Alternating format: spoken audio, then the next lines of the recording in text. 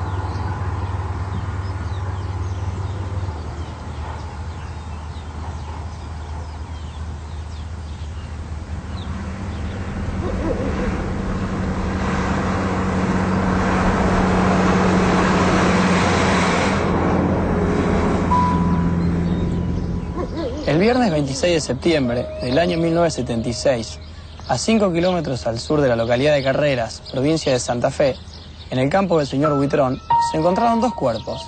El hecho sucedió alrededor de las 15:25 horas. Inmediatamente se le dio comunicación al juzgado de Melincué. Se encontraron dos cuerpos, uno de sexo femenino de aproximadamente 22 años de edad, que presentaban quemaduras en sus manos y en parte del cuerpo, y además una herida de bala en el ojo derecho, que se supone fue realizado a muy corta distancia. El otro cuerpo hallado sufrió las mismas lesiones que la víctima anterior, pero esta además contaba con un disparo en su abdomen.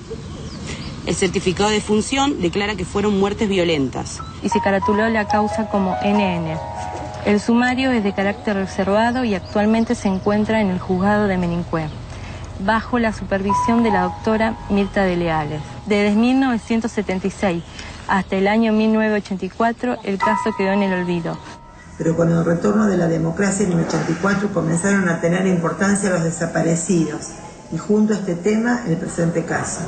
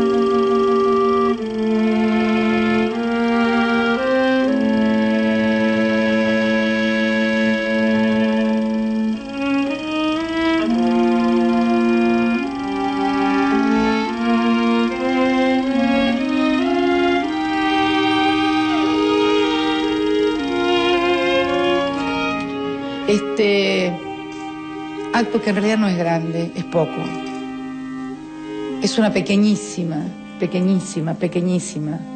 pero insuficiente reparación. Tareas como la del equipo argentino de antropología forense, que es orgullo de la Argentina, reconocido internacionalmente, merecía este homenaje por la tarea titánica, terrible también, que desarrollan. Quiero también no agradecer, porque estas cosas no se agradecen, a la docente y a los alumnos que iniciaron esta investigación y que también rompe ese relato de juventud estúpida y que no cree en nada y que nada le interesa.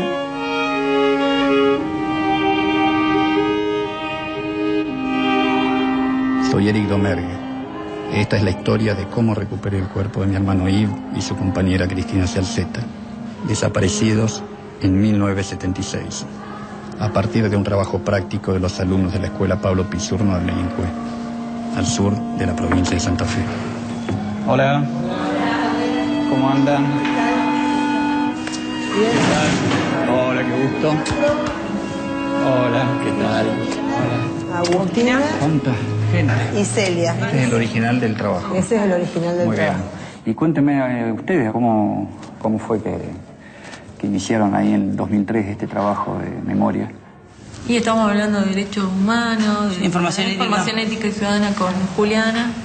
Nos comenta de los NN que se encontraban acá en el cementerio de Melincue. Primero les cuento qué pasó, que en el 76 un señor encuentra 2 cuerpos y que esos cuerpos fueron enterrados en Melincue y que durante muchísimo tiempo estuvieron como NN.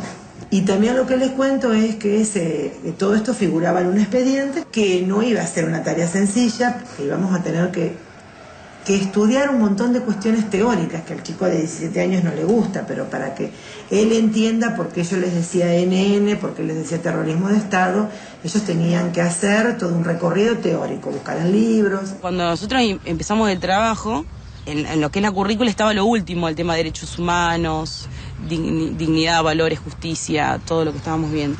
Y lo adelantamos, que se le preguntó a la directora si no había problema de adelantar este tema porque justo caía con la llegada de Estela de Carlotto a filmar y no hubo problema.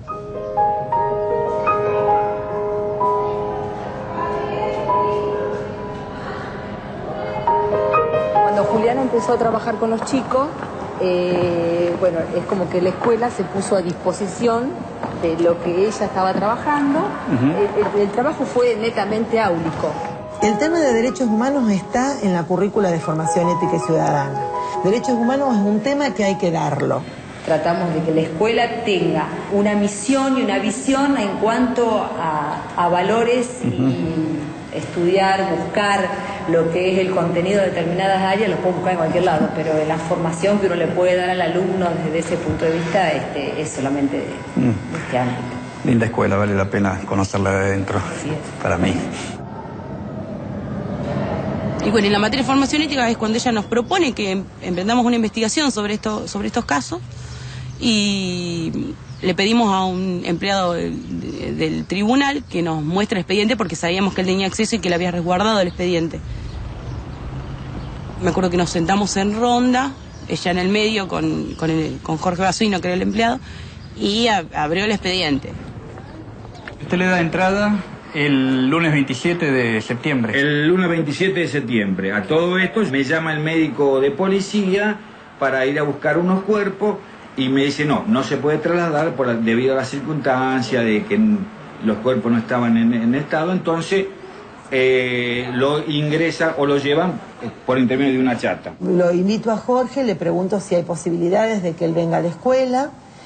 Él, gustoso, vino a la escuela, los chicos, nosotros en formación ética nos sentábamos siempre en semicírculo porque es muy importante esto de la mirada, y no darnos las espaldas. A la mañana cuando tenían clase conmigo yo los sentaba en ronda. Y el tema, ¿se acuerdan por qué nos sentábamos en redondel? Para no mirarnos toda la cara cuando... No me acuerdo. Y bueno, Jorge era uno más de esa ronda.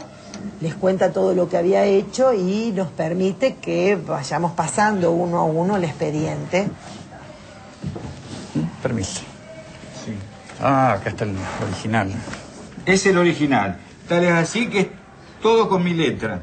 Ajá. El ingreso es con mi letra. ¿Y el ingreso fue entonces el mismo domingo 26? No el ingreso, sino se pone en el expediente como fecha del hecho. Iniciado él, 26 Iniciado. de septiembre de 1976. Perfecto. Exactamente. Homicidio, NN masculino, NN femenino. Acá en Melincue. Ahí es cuando los chicos ven estas fotos que son muy dolorosas, creo. Yo les digo que es lo único doloroso que vieron. ¿Ustedes vieron las fotos? Nosotros pudimos ver las fotos. O sea, quedaba el criterio de cada uno si la quería ver o no. La parte más fuerte fue cuando vimos las fotos. Creo que ahí fue el momento en que nosotros nos dimos cuenta de la magnitud de las cosas. Viendo una foto, ¿no? De los cuerpos totalmente acribillados. Yo creo que el día de hoy yo me acuerdo de las fotos patentes, se lo tengo siempre presente a eso. Y fue muy fuerte eso. ¿Usted llegó hasta el propio lugar donde estaban los... Sí, señor. Yo llegué, yo los vi, y le puedo decir como si fuera hoy. En estado tenía impacto de bala, de Itaca en uno de los ojos, en una de las paredes intercostales, no yo me acuerdo si de derecha o izquierda, y quebradura en una de las piernas.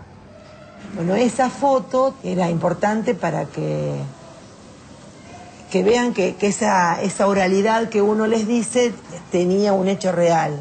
Cada uno hacía un pedazo del trabajo y después juntábamos las mejores partes de cada uno. Bueno, después mi abuelo fue uno de los que encontró a Yves y a Cristina, que era comisario de la comisaría de Carrera, que tocaba por jurisdicción a él. Y mi abuelo y uno de mis tíos tuvieron que levantar el cuerpo, porque la ambulancia de mi encuentro no quería levantar porque estaban muy descompuestos, así que lo tuvieron que llevar en la cheta de mis abuelos. Lo tuvieron que traer hasta el cementerio.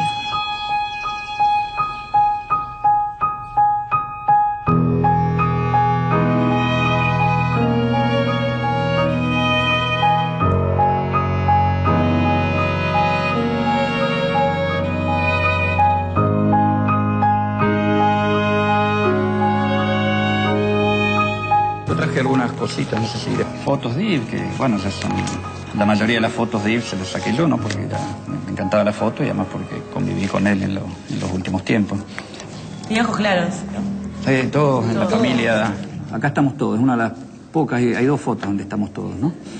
Y esto fue en 1974 cuando mis padres y la mayoría de la familia se volvió para Francia, ¿no? Después de 15 años viviendo acá en la Argentina. El buen gusto de Yves está a la vista. Sí, ¿no? Era una muñequita. Muy linda figurita. ¿Tenés algún conocimiento más o menos de cómo era Cristina? ¿Algo que te hayan comentado? Y de poquito, pero que tenía un carácter muy fuerte, que era divertida. ¿Otra mujer? Muy buena nadadora. Cristina nació en México el 2 de agosto del 56. Porque los padres argentinos se tuvieron que ir del país en una dictadura bastante anterior, ¿no? El golpe contra Perón en el 55.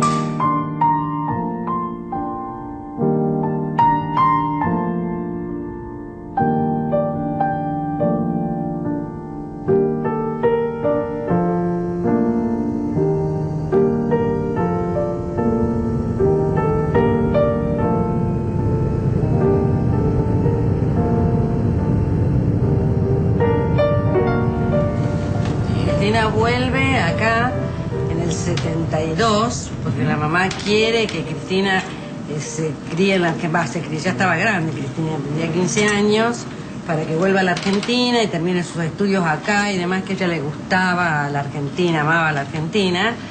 Y entonces ella cae en mi casa porque yo era la de la familia que tenía los chicos de la edad de Cristina. Entonces la traemos para acá y ella ya empieza a hacerse conocido de toda la familia, sí, de todos Cristina los chicos. Era una persona que no pasaba desapercibida. No pasaba, era, mucha personalidad. Claro, era histriónica, hablaba con una tonada mexicana, entonces llamaba la atención. ¿La conocías a Cristina? No. Yo tenía idea de que nacía Cristina. Y fue hace 15 años más o menos, un poco por casualidad, ¿no?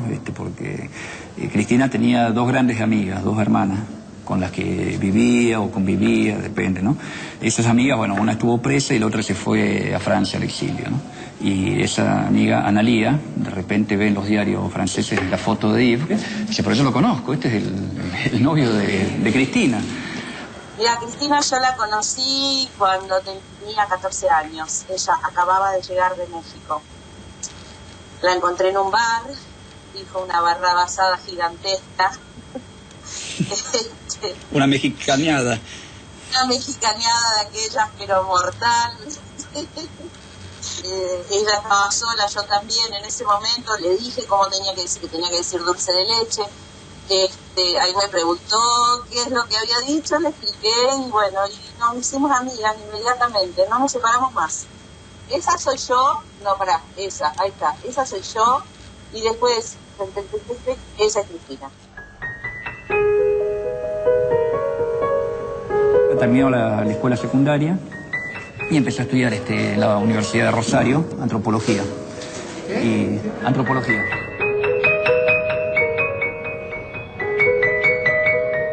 Bueno, y esto es una linda fotito. Foto de, ¿no? Donde me cuidaba ya desde muy pequeño. Y hablar de Yves es hablar de una compañía permanente, porque desde siempre estuvimos muy pegados por afinidad y pegados por familia numerosa, al ser tantos hermanos. Son recuerdos de una infancia muy feliz, en una familia sin carencias, que iba creciendo año a año. Prácticamente no hubo año desde que llegamos acá a la Argentina en 1959 que no haya nacido un hermanito. Y era casi natural que naciera otro hermanito y era casi natural que fuera varón. La única mujer es mi hermana Brigitte, que es la número 3. Cuando nace, bueno, el último, Cristian, bueno, ya éramos 9 hermanos, ¿no? Entonces hacíamos un juego en el que siempre ganaba mi hermana. No había con qué ganar, de decir todos los nombres lo más rápido posible, ¿no? Yves, Brigitte, Jean-Luc, Philippe, Dominique, François, Marc, Christian, ¿no? Pero si yo lo dije más o menos rápido, igual nadie me puede corregir, ella... Yves, al ser el mayor, era un poco más serio, no así Eric, que era siempre muy juguetón y travieso. Es la imagen que yo tengo, ¿eh? Yo recuerdo tener una gran admiración por él. No solo admiración, porque me acuerdo que peleábamos y por ahí hasta nos pegábamos, y el hecho de que yo fuera mujer no cambiaba nada en ese sentido. Pero me acuerdo que, por ejemplo, él era muy bueno en matemáticas y entonces por ahí me ayudaba a hacer la tarea de matemáticas.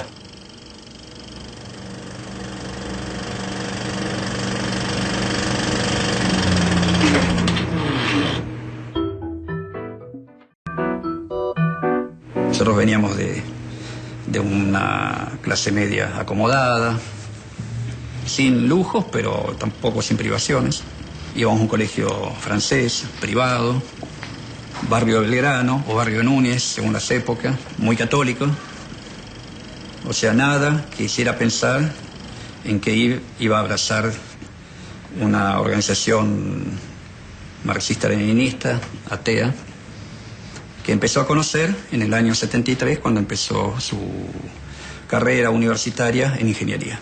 Creo que se sentía un poco como el iniciador o el instructor para, digamos, un despertar ideológico que por ahí no correspondía con el mensaje de la familia, ¿no?, de los padres.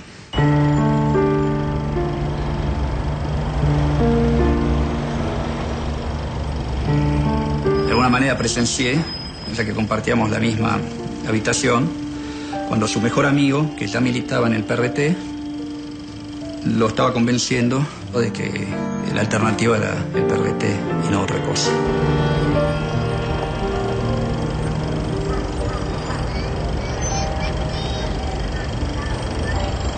Yo estaba estudiando ciencias económicas y militaba en ciencias económicas, y él se vino a militar a ciencias económicas habiendo estudiado ingeniería, ¿no? Y bueno, después empezamos a trabajar juntos en ciencias económicas, en la militancia, en lo que eran las huestes estudiantiles del PRT ERPA, ¿no? Partido Revolucionario de los Trabajadores, Ejército Revolucionario del Pueblo. Lo primero que nos movía a nosotros en la militancia política era la pasión vital. Se creía en las empresas colectivas, se creía en la posibilidad de tener una sociedad más digna, más justa, más libre. Odiábamos al imperialismo como corresponde.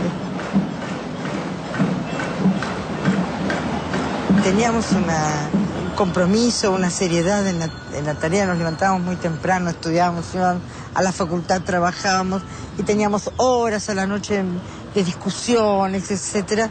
Recuerdo que yo subía al último piso donde él tenía su habitación junto con Eric y teníamos discusiones y bueno, hablábamos mucho de la situación política.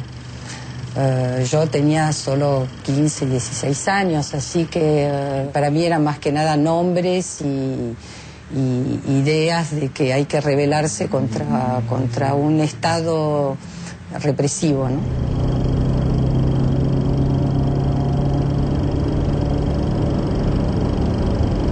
Cuando tu familia se volvió a Francia. En octubre del 74. En octubre del 74, y nunca voy a olvidar esa tarde con la cabeza apoyada en las rodillas, muy en silencio, y yo apenándome por la situación de él, porque se quedaba solo, porque bueno, y en un momento determinado aceptó eso, pero me dijo con una determinación brutal: esto es lo que yo elijo para mí. Ella, igual que Yves, militaba, obviamente se conocieron en la actividad y bueno, y hubo algo más, digamos, que actividad política entre ellas. ¿Vos sabés cómo se conocieron Yves y Cristina? ¿Te contó algo? En realidad ella ya estaba clandestina, no tenía derecho, digamos, de contactarme, pero lo hizo igual. Yo entiendo por qué, yo sé muy bien por qué, y era porque estaba enamorada. Yo no tenía que saber de dónde vivía, pero bueno. Fui y ella estaba esperando que llegue el famoso francés, y no llegaba. Me lo quería mostrar a toda costa. Bueno, vinieron a casa, chica, le dejaron los papeles, charlamos 5 minutos, así, bueno, re sonrientes los dos, su hermano,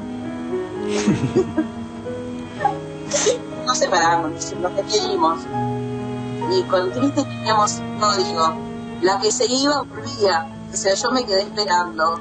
Y ella les dijo: ay, esperen que te olvidé decir una cosa. Cristina dice: espérame abajo, ya vuelvo, ¿no? Y volvió y habló a Analia: ¿y qué te parece, no? Es lindo, ¿no? ¿No? Estamos muy enamorados, ¿viste? Cosas de adolescentes,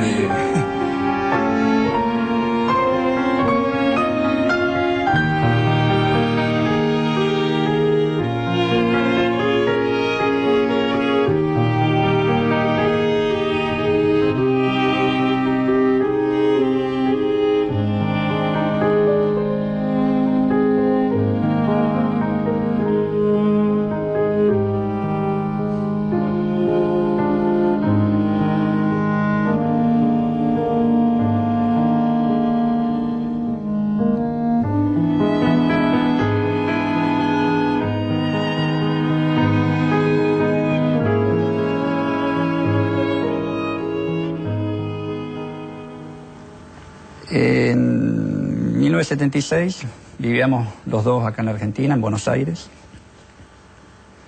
Él cada tanto me anunciaba que iba a estar ausente por un tiempito, más que nada para que yo no me preocupara.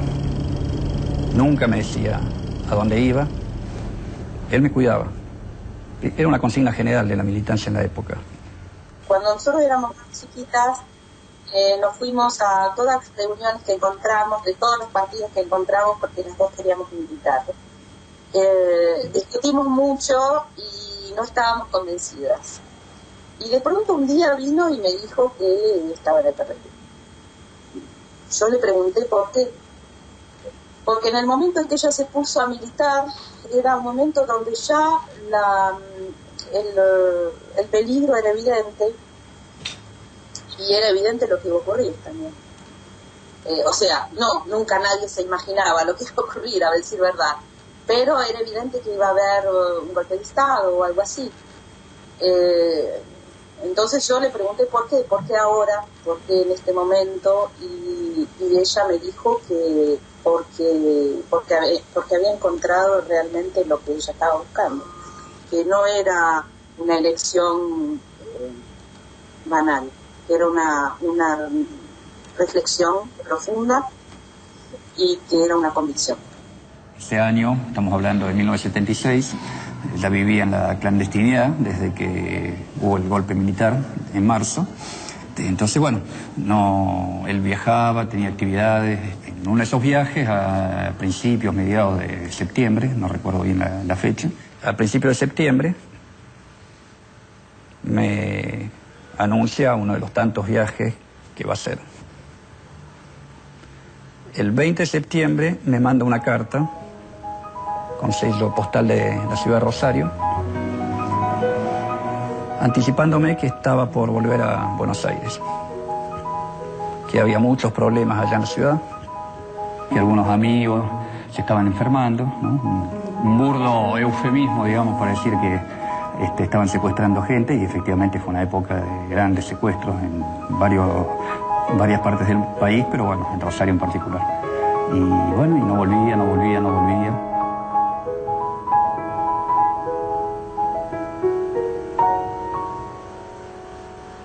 Y a los pocos días, yendo para el liceo, me la cruzo por la calle, cerca de Boulevard Oroño. Ella estaba o con una peluca o con el pelo teñido, muy quitada, no correspondía. Y yo me di cuenta que algo pasaba, y ella me miró fijo y me pasó para el lado, me miró como diciendo, no me digas nada. Le entendí. Me pasó por al lado sin reconocerme, y yo pasé de largo y me paré unos metros más atrás porque estaba temblando, y ahí le dije, chao, Cristina. ¿Fue la última vez que la viste? Sí. ¿Vos sabías que ella entraba a la clandestinidad? Yo no supe. Sí. Yo no supe. Yo cuando vino a despedirse a casa, yo después pensé que vino a despedirse. Pero ella vino como siempre, ¿viste? Únicamente que estaba cambiada físicamente. Hacía mucho tiempo que nosotros no la veíamos. Hacía mucho tiempo, pero cuando ella vino, con alegría, estábamos todos los chicos, festejamos. Pero yo le pregunté a dónde estaba, cómo había desaparecido, porque hacía meses que no estaba. El último día que la vimos fue a lo de Lida, vino a casa, y fue a lo de mis abuelos, a lo de mi tía, que ella ya vivía en una pensión, no vivía más con mi tía, sí, y a lo de mi otra tía. Sí. Fue en un mismo día despedirse de todos, como sabiendo que se iba a algún lugar peligroso.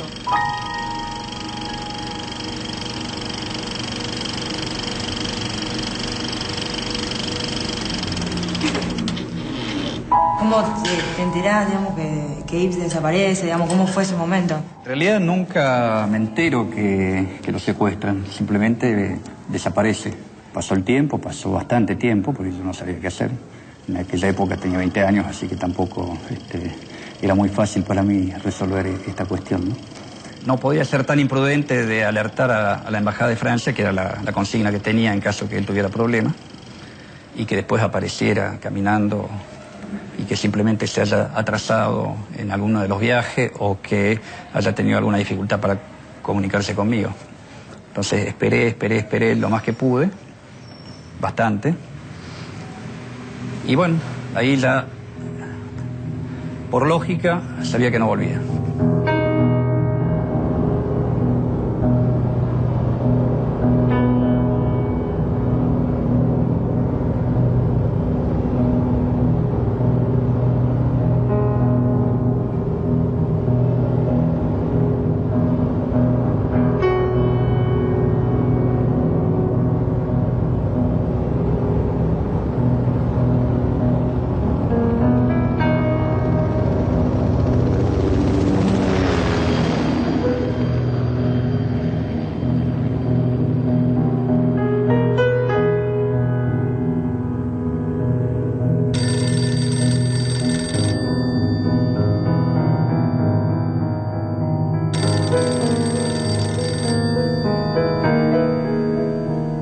Me llamaron y me dijeron si hablaba yo, y me dijeron que era para decirme que le habían bajado, esas fueron las palabras, un enfrentamiento a Cristina Cialceta.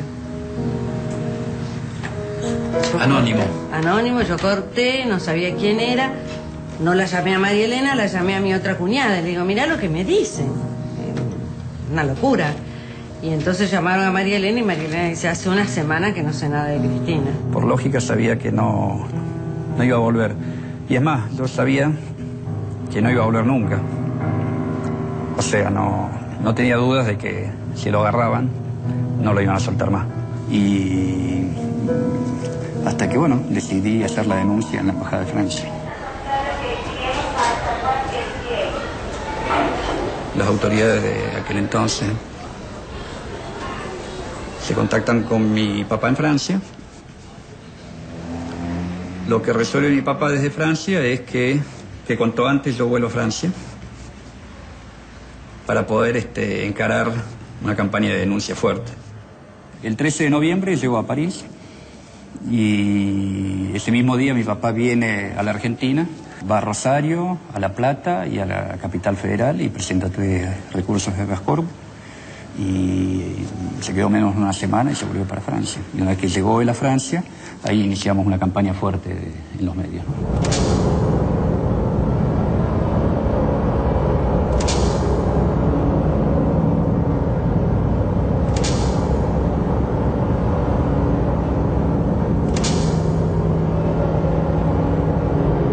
Traté también de recorrer un poco algunos lugares de Europa donde había compañeros de militancia de IV, a ver si alguien me podía dar alguna noticia, porque se lo había tragado la tierra. O sea, él fue a Rosario, me avisa que vuelve a Buenos Aires, nunca más vuelve, no tengo ninguna pista. Y en ese recorrido en el 79 me encontré con el último compañero que lo vio, en Rosario.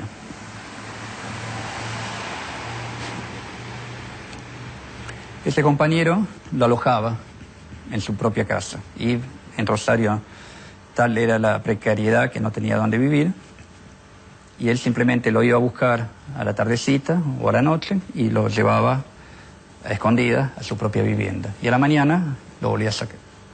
Lo sacaba y hacía su vida durante el día y lo mismo se repetía al caer la noche.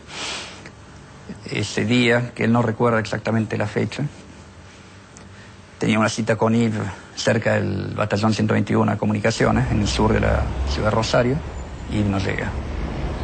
A la mañana siguiente sale ahí discretamente a averiguar en el barrio y le hablan de que habían fusilado a unos jóvenes, sin más precisión. Eso coincide con la carta anónima que nos había llegado antes. Una carta anónima, obviamente enviada por compañeros de militancia de IVA, que hablaban también del batallón 121 de comunicaciones y hablaban también de que habían sido variados. Desde entonces hemos denunciado el secuestro de Yves y de su compañera, que fue un dato nuevo que me dio ese compañero de Europa. Yo no sabía que él tenía compañera de vida. Para mí, el hecho que hayan sido matados y tirados juntos le da un color, diría, casi romántico. Y me imagino que a pesar del dolor y todo lo que habrán sufrido, hasta último momento, yo los veo así. Me imagino que hasta el último momento se miraban a los ojos. Me es muy grato decirme que Yves murió enamorado. Que Yves murió enamorado, no solo triste.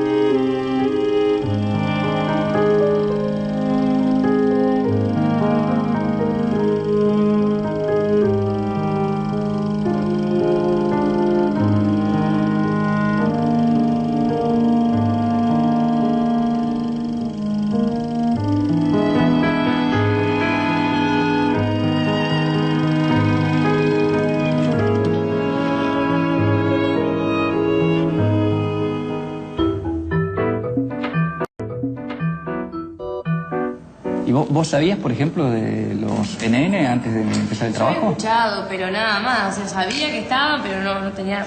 Me enteré más de todo acá. Nosotros sabíamos siempre de chicos. Algunos sabíamos, otros no. Íbamos al cementerio por algún familiar nuestro y sabíamos que había una cruz, me acuerdo, negra en blanco escrito NN 1976 y siempre íbamos a mirar y nos preguntábamos. Que para algunos chicos era un caso conocido, pero particularmente para mí no tenía conocimiento, que sea, cómo era el caso, no lo conocía. Que por ahí para nosotros era algo del pasado, algo, o sea, totalmente ajeno a nosotros. La Secretaría de Cultura inauguraba en Firmat, que es una localidad que queda 21 kilómetros desde acá, 22 kilómetros, una plazoleta que se llama Rodolfo Walsh. Para eso invitan a Estela de Carlotto y a Buscarita Roa.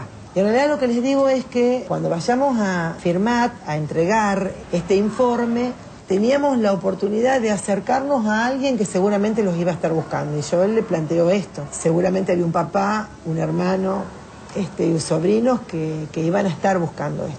Pero lo que vos no viste fueron estas fotos, donde ellos eran chiquititos, ahí sí eran nenes. Sí. Y bueno, trabajaron en grupos y después de grupos hicimos una puesta en común en el pizarrón y Romina era la que escribía el único borrador que tenía que quedar, producto de todo. Bueno, así se trabaja en el aula. Y así quedó. Y ellos hoy dicen que era pobre, pero decía lo importante, lo esencial.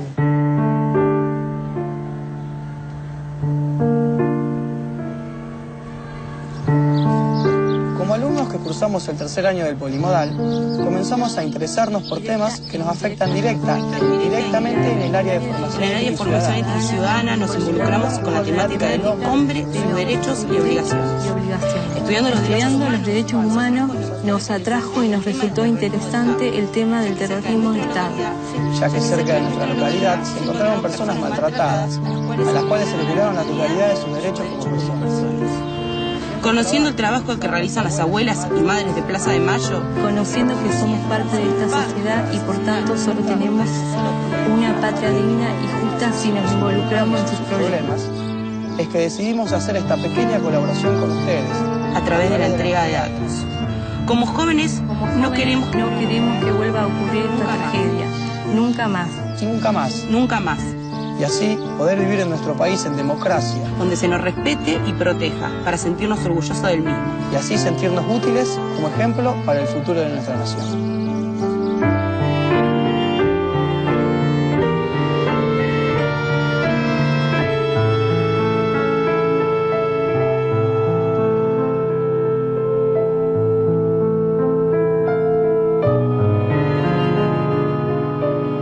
Nosotros estábamos muy deseosos de que todo se resolviera rápido y los tiempos no son tan rápidos muchas veces ni para la ciencia ni para los organismos.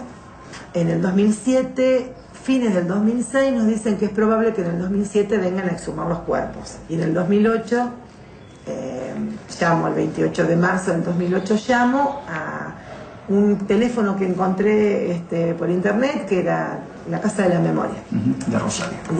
De Santa Fe. Y a los 15 minutos me llama por teléfono Lucas Ábalos, me vuelve a preguntar todo, me pide que le mande el informe, se lo mando por internet, por mail. ¿Te acordás que después que nos llamó Juliana, lo primero que hicimos fue ir a las listas, en realidad? Porque nosotros trabajamos con las bases de datos, tenemos una lista por fecha de caída o de denuncia de los familiares cuando fueron las últimas veces que los vieron con vida. A partir de la fecha del 26 de septiembre del 76, está acá. Vamos hacia atrás y agarramos un rango de días, semanas o meses en algunos casos. Y bueno, y el tema de la vestimenta de Ives para mí fue algo muy notorio. Por lo menos con las fotos que estaban en la página, su forma de vestir fue un indicio más que nos llevó a esta hipótesis, ¿no? Se tomó la decisión como equipo de hacer una presentación judicial para poder volcar toda esta información a la justicia y que se investigue ya en forma más formal, digamos, ¿no? Con eso ya nos habilitaba para hacer la presentación como Secretaría de Derechos Humanos, ¿no?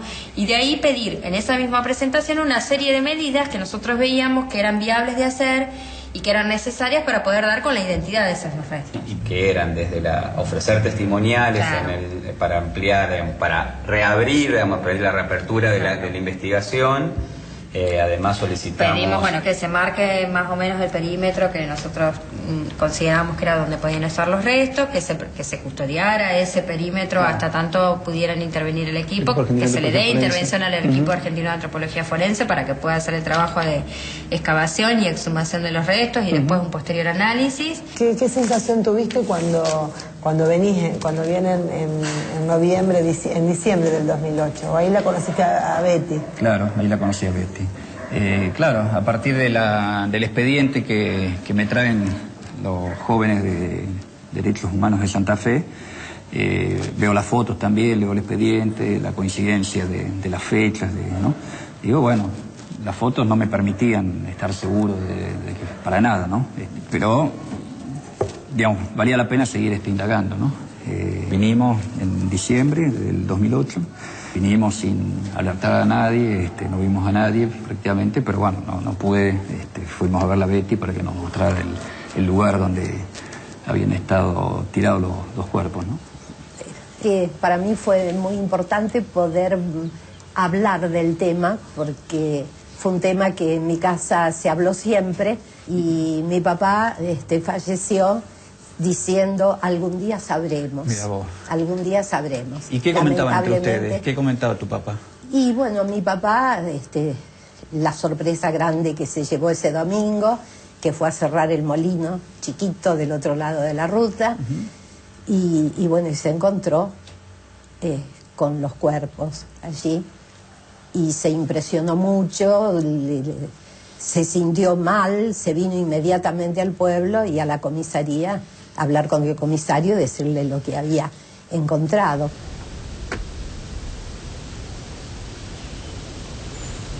¿Cómo fue que los vio? ¿Cómo fue el momento en que los vio? ¿Dónde estaba él? Él se bajó de la chata que le había dejado en la banquina y fue hacia el molino, y le llamó la atención que había moscas así a unos metros del molino, y como ahí había hacienda, él pensó que había a lo mejor algún ternerito muerto o algo así.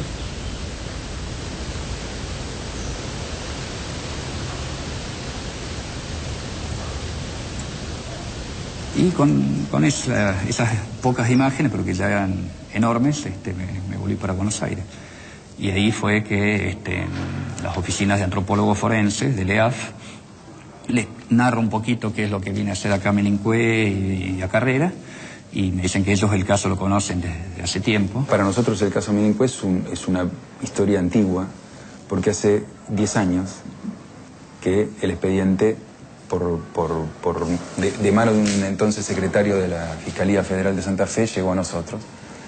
Y una primera mirada del expediente y el hecho de que el expediente tuviera huellas decadactilares de las dos víctimas nos hizo suponer que esa identificación iba a ser relativamente rápida. Sin embargo, durante los últimos 9 años tropezamos con que las huellas no correspondían con ninguna de las personas denunciadas como desaparecidas.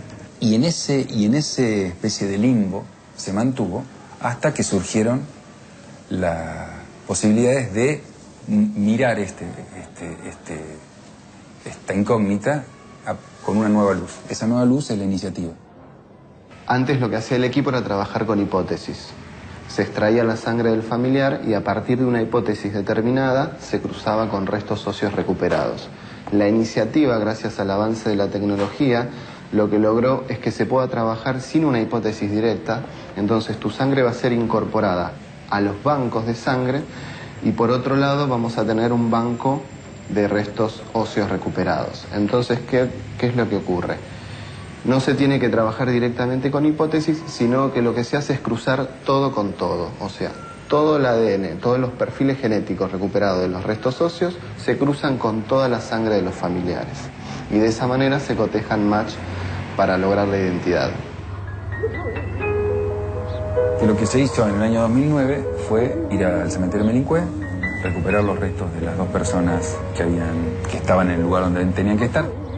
Bueno, don Modesto. Esperar, acá estoy. ¿Cómo le va? Bien, ¿usted? ¿Están trabajando todavía? Gusto en conocerlo. Igualmente. ¿Todo bien? Todo bien. Que no estaba marcado el lugar en el cementerio, el sepulturero obviamente recordaba el lugar, marcó el lugar y en ese lugar aparecieron. Y era la información justa, ¿no? Porque cuando Sí, vinieron justo. los antropólogos a puso una cavar, estaca acá, puso un hilo así y empezó a cavar justo cuando cavó así, ahora cavó 30 centímetros y apareció la cabecita ahí. Y de ahí ya empezaron a cavar para allá, así. Ajá, arrancaron de acá para allá. Para allá. Y se hizo lo que se hace en estos casos, se mandó una muestra al laboratorio para que se secuenciara, entró en esta especie de comparación general y en ese contexto de comparación general surgió la identidad de la persona de sexo masculino con tu hermano. Y como sabíamos por vía histórica que tu hermano había sido secuestrado con una chica. El caso del NN femenino lo compararon con las 6.000 muestras que tenían y las 6.000 le dio negativo. ¿Por qué? Porque la mamá no había dado la sangre. Entonces no, pero claro, cuando fuimos a verla para anunciarle que lo habíamos encontrado ahí y que había una NN femenina junto con ella, bueno, ahí cambió enseguida las palpitaciones y dijo Cristina, y no sabemos, ¿y qué tengo que hacer enseguida, no? Y darle sangre. ¿Y cuándo? ¿Y ahora? ¿Cómo ahora? Afortunadamente, para nosotros en este caso, Elena aceptó que yo fuera, que estaba ahí a pocas cuadras a sacar una muestra de sangre, explicándole, como siempre tenemos que explicar, no es una concesión benévola que nosotros hacemos, sino que es la forma de hacer el trabajo, explicándole que no le podemos dar ninguna garantía, pero que para darle una resolución a esta hipótesis había que sacarle una muestra de sangre a ella. Y efectivamente dio la sangre, volvimos a Buenos Aires y a la semana era Cristina. No había ninguna duda. O sea, le había dado negativo con las 6.000 muestras y le dio positivo después con la única muestra que faltaba, que era de la mamá.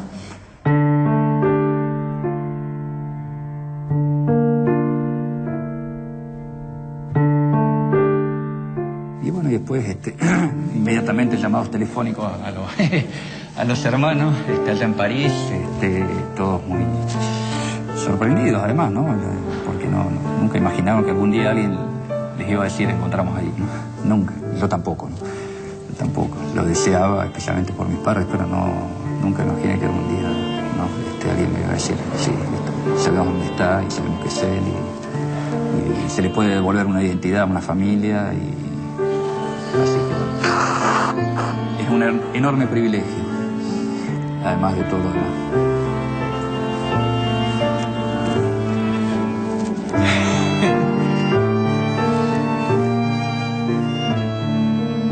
Esta relación que surge del dolor de alguien y eso choca mucho. Y tiene que ver con lo otro, tiene que ver con que todo es posible si uno se esfuerza, si trabaja. Me alegra muchísimo que esto haya sido un trabajo de escuela, un trabajo cooperativo, porque también creo que a través de la educación muchas cosas pueden cambiar.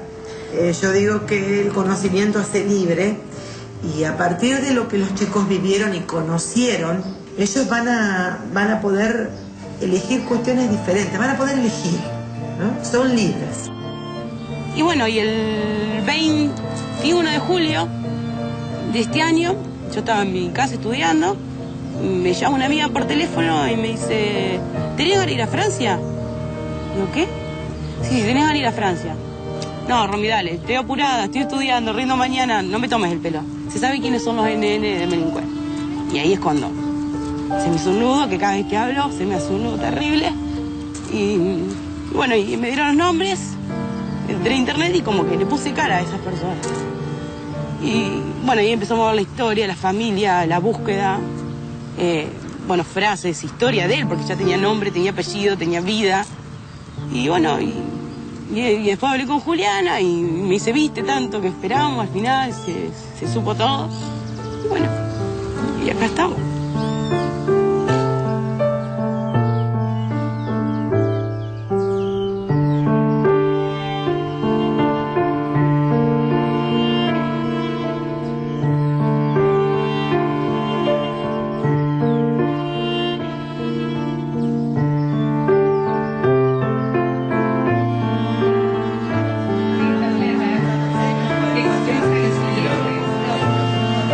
Pueblo y Gobierno de la Provincia de Santa Fe, a la promoción 2003, la escuela número 425, Pablo Isurno, en reconocimiento al trabajo de investigación por la memoria y los derechos humanos de la ciudadana mexicana Cristina Cianceta y el ciudadano francés Yves Domer, desaparecidos en 1976. Melincue, agosto de 2000.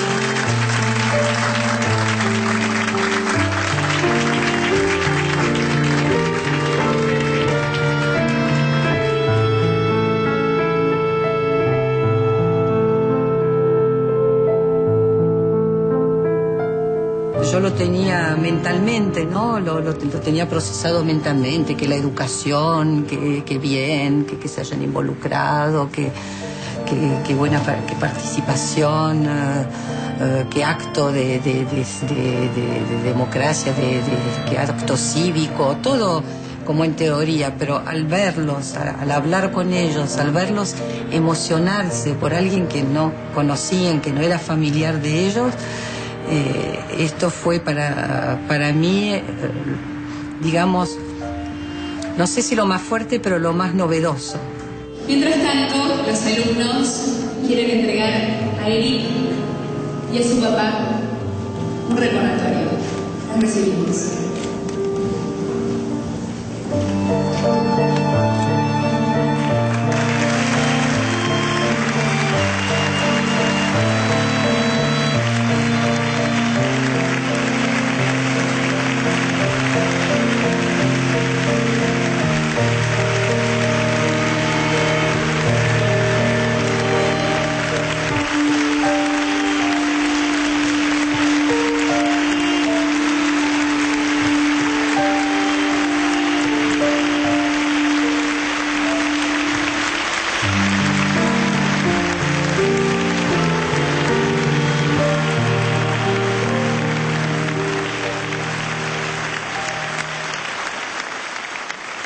Yo quiero que todo aquel, y pido como presidenta de todos los argentinos, todo aquel que haya tenido un familiar desaparecido, son apenas unas gotas de sangre para lograr la identidad, que no es un derecho individual, es un derecho colectivo y social. Todos tenemos derecho a saber quién es la otra persona. Y aunque esa persona tal vez no quiera saberlo, algún día también verá, vivirá, sentirá que es necesario saber quién es. No se puede vivir toda la vida sin saber quién es uno. Y tenemos que colaborar todos los que desde nuestras distintas historias y experiencias tenemos en esto sí una identidad común, que no es poca cosa que los derechos humanos sean una política de Estado en la República Argentina. Muchas gracias y muy buenas tardes a todos y a todas.